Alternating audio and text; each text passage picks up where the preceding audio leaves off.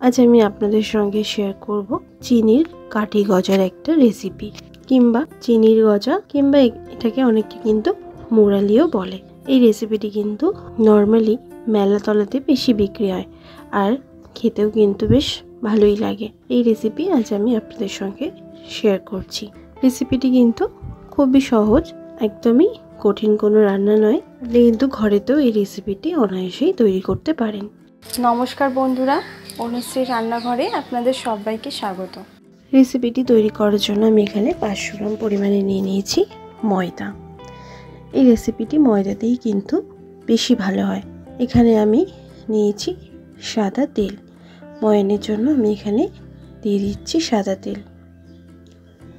আপনারা চাইলে কিন্তু এটা ঘিতেও করতে পারেন।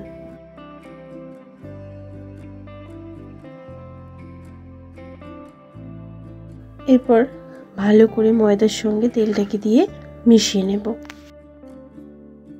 ভালো করে মিশিয়ে নেবার পর এরকম মুঠো করলে কিন্তু বেশ তলা মতন পাকিয়ে যাচ্ছে। মানে ময়ানটা ভালোভাবে দিয়ে নেবার পর আমি এখানে দিচ্ছি উষ্ণ গরম জল। উষ্ণ গরম জলে কিন্তু আমি এখানে ময়দাটাকে মাখবো। এখানে ঠান্ডা জলে কিন্তু একদমই মাখা যাবে না, হালকা উষ্ণ গরম জলেই কিন্তু ময়দাটাকে মেখে নিতে হবে। ময়দাটাকে মেখে একটা ডো তৈরি করে আমি নিলাম। এবার আমি এটাকে 15 মিনিটের জন্য রেস্টে রেখে দেব। 15 মিনিট পর আমি ঢাকাটা সরিয়ে নিলাম। এরপর ভালো করে একটু ঠেসে নেবার পর আমি এখানে লেচি কেটে নিচ্ছি। এরমভাবে এক একটা লেচি নেব আর বেলে নেব। আমি কিন্তু বেলার সময় কোনো তেল বা ময়দা কিছুই ব্যবহার করছি না। বেশ অনায়াসেই কিন্তু এটা বেলা হয়ে যাচ্ছে, জড়িয়েও যাচ্ছে না। একটু মোটা মোটা করে এখানে কিন্তু বেলতে হবে। এই চিনির গজা তৈরি করার জন্য কিন্তু খুব বেশি পাতলা এখানে বেলা যাবে না, একটু মোটা মোটা করেই বেলতে হবে। তারপর ছুরি দিয়ে আমি এরমভাবে কেটে নেব। আপনারা আপনাদের পছন্দ মতন এখানে কেটে নিতে পারেন। আমি এরমভাবে গজাগুলোকে কেটে নিচ্ছি।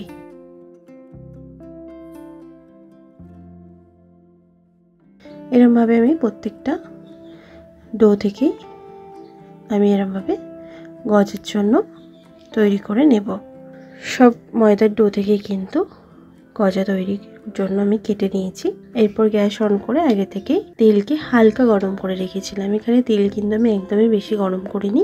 তারপর একটা একটা করে এরমভাবে দিয়ে দিচ্ছি। একসাথে সবগুলো দিয়ে দেবো না, জড়িয়ে যাবে তেলের মধ্যে। আর পুরো লো ফ্লেমেই কিন্তু এখানে ভেজে নেব। একটু সময় নিয়ে একটু ধৈর্য ধরেই কিন্তু এখানে ভাজতে হবে। এবার এদিকে আরেকটা গ্যাসেতে আমি চিনির শিরাটা তৈরি করে নেব। তার জন্য নিয়েছি 500 গ্রাম পরিমাণে চিনি। যেহেতু 500 গ্রাম ময়দা নিয়েছি আমি, তাই চিনিটাও কিন্তু ময়দার পরিমাণেই 500 গ্রামই নিয়েছি।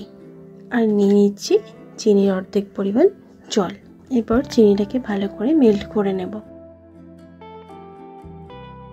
এদিকে কিন্তু গজাগুলো ভাজা হয়ে গেছে প্রায় অনেকটাই। বেশি লালচে কিন্তু একদমই ভাজা যাবে না, একটু সাদা সাদা করেই কিন্তু এখানে ভাজতে হবে।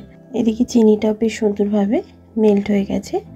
আমি এখানে 1 চামচ পরিমাণে দিয়ে দিচ্ছি দুধ। দুধটা দেওয়ার ফলে চিনির যে নোংরাটা আছে সেটা ওপর দিকে ভেসে উঠবে। এদিকে দেখুন গজাগুলোও কিন্তু এরকম হালকা করে ভাজা হয়ে গেছে, আর তেলের মধ্যে কত সুন্দর ফুলে কিন্তু উঠেছে। বেশ সুন্দর একটু মোটা মোটাও হয়েছে। সব গজাগুলো কিন্তু আমি এরমভাবে ভেজে নিলাম। এদিকে চিনির নোংরাটা কিন্তু উপর দিকে পুরো ভেসে উঠেছে। এরপর আমি একটা ছাঁকনি দিয়ে এরমভাবে নোংরাটাকে তুলে ফেলে দেব।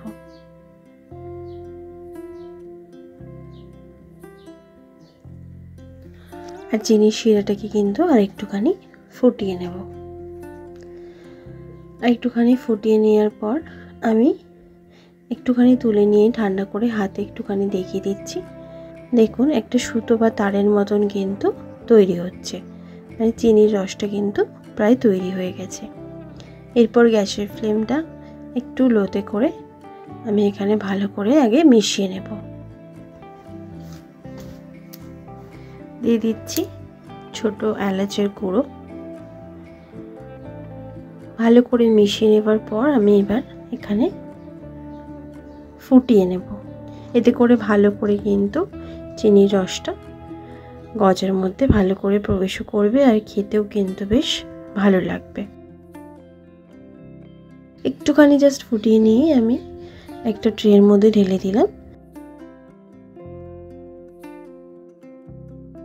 এটাকে এবার ভালো করে ঠান্ডা করে নেব। ভালো করে ঠান্ডা হয়ে গেলে কিন্তু চিনিটা পুরো ঠান্ডা হয়ে যাবে আর পুরো কোটিং হয়ে যাবে গজাগুলোর ওপর। 30 থেকে 40 মিনিটের মধ্যে কিন্তু এটা পুরো ঠান্ডা হয়ে যায়। আর দেখুন যত ঠান্ডা হচ্ছে তত কিন্তু বেশ সুন্দরভাবে চিনি কিন্তু বেশ গায়ে গায়ে কোট হয়ে যাচ্ছে।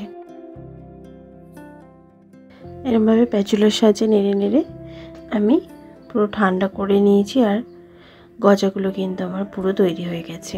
আর চিনির কোটিংটা ওপরে কি সুন্দর হয়েছে, ভেতরটাও কিন্তু খুব সুন্দর খাস্তা হয়েছে। একটা ভেঙে আমি দেখিয়ে দিচ্ছি। এই রেসিপিটি দেখতে যতটা সুন্দর লাগে খেতেও কিন্তু ততটাই ভালো লাগে। অনেকেই কিন্তু এই রেসিপিটি খেতে খুবই পছন্দ করেন। যারা চিনির গজা খেতে পছন্দ করেন তারা অবশ্যই কিন্তু এই রেসিপিটি ট্রাই করে দেখবেন। আশা করছি আপনাদেরও ভালো লাগবে। আর কিন্তু বাইরে থেকে কিনে খেতে মন চাইবে না, মনে হবে ঘরেই তৈরি করে খাই। রেসিপিটি ভালো লাগলে লাইক শেয়ার করতে ভুলবেন না, কমেন্ট বক্সে কমেন্ট করে জানাতে ভুলবেন না রেসিপিটি কেমন লাগলো। ভালো থাকবেন, সুস্থ থাকবেন, ধন্যবাদ।